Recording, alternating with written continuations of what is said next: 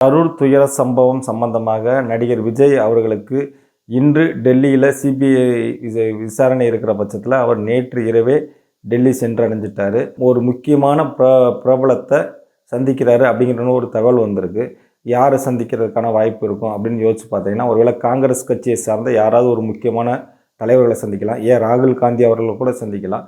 சந்தித்து என்ன பண்ண போகிறாங்க, 2 பேரும் கூட்டணி பேசுவாங்க. ஒருவேளை அவங்க 2 பேத்துக்கான கூட்டணி முடிவாயிருச்சு அப்படின்னா அடுத்த கட்டமாக என்ன நடக்கும்?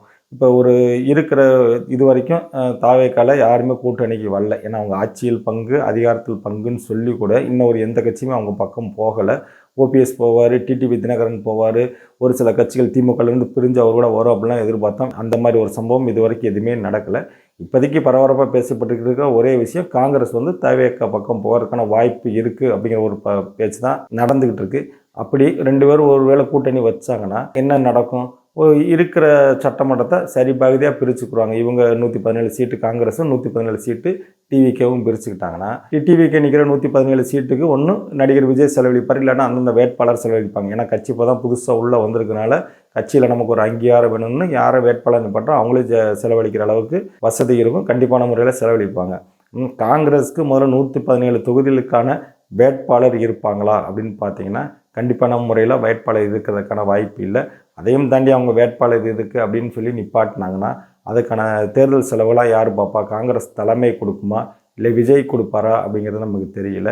ஏன்னா அவங்க காங்கிரஸ் திமுகவோட கூட்டணியில் இருந்தாங்கன்னா, திமுக அவங்களுக்கு ஒரு 40 சீட்டு 30 சீட்டுன்னு ஒதுக்குனா கண்டிப்பான முறையில் அங்கே இருக்கிற திமுக ஓட்டு முழுவதுமாக அப்படியே காங்கிரஸுக்கு வந்துடும். அவங்கள ஜெயிக்க வைக்கிறதுக்கு கண்டிப்பாக திமுகவோட கடமை. அதனால் என்ன பண்ணிடுவாங்க, அதுக்கான செலவுகள் எல்லாமே திமுக பண்ணிடுவாங்க. ஆனால் இப்போ தாவேக்கால கூட்டணி வச்சதுனால தாவேக்கா செலவு பண்ணுமா, இல்லை காங்கிரஸ் தலைமை செலவு பண்ணுமா அப்படின்னு யோசிச்சு பார்த்தீங்கன்னா கண்டிப்பான முறையில் இல்லை. வேட்பாளர் செலவு நிற்கிற காங்கிரஸ் வேட்பாளர் செலவு பண்ணுவாரா அப்படின்னு பார்த்தீங்கன்னா இது கண்டிப்பான முறையில் கேள்விக்குறி தான். இல்லை யாரோ ஒருத்தர் இவங்க 3 விதத்தில் செலவு பண்ணாலும் கூட காங்கிரஸ் அந்த தொகுதியில் ஜெயிச்சிருமா அப்படின்னு பார்த்தீங்கன்னா அதுவும் கேள்விக்குறி தான். ஏன்னா ஒரு குறிப்பிட்ட காங்கிரஸுக்குன்னு பார்த்தீங்கன்னா தமிழ்நாடு முழுவதுமே இருக்கிறதே ஒரு 5% ஓட்டு தான் இருக்கும். ஒரு சட்டமன்றத்துக்கு அப்படின்னு பார்த்தீங்கன்னா 2-3% ஓட்டு தான் கண்டிப்பான முறையில் இருக்கும். தாவேக்காவுக்கு அப்படின்னா ஒரு 10% ஓட்டு இருக்குன்னு கூட வச்சுட்டாலும் 10, 2, 13% தான் வரும். கண்டிப்பாக அவங்க எந்த சட்டமன்றத்தையும் வெல்றதுக்கான வாய்ப்பு இல்லை. இதுதான் யதார்த்தமான உண்மை. இது கண்டிப்பான முறையில் காங்கிரஸும் டிவிகேவும் கூட்டணி வச்சா இன்னொரு மக்கள் நல கூட்டணி மாதிரி தான் அமைஞ்சிரும். பொறுத்திருந்து பார்ப்போம். அரசியல் என்ன வேண்டுமானாலும் நடக்கலாம், அது எப்பொழுது வேண்டுமானாலும் நடக்கலாம்.